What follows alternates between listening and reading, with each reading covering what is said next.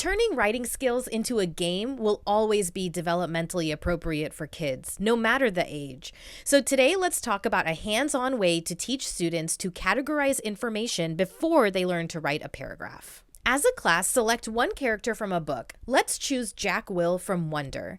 Place students in groups and give them index cards, and then ask them to write one topic sentence about Jack Will on their cards.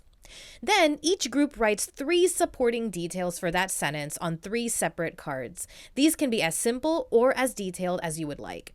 And alternatively, you can type these up ahead of time.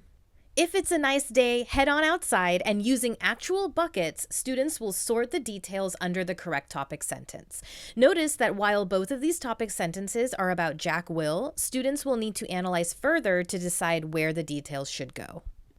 For an extra challenge, include details that do not support any of the topic sentences and see if your students can spot them. To follow up, your students should glue these sentences into a notebook, label the paragraph parts, and try to create a solid conclusion sentence. If you enjoy games and hands-on ways of learning English, please save this video and follow along for more teaching tips. See you next time.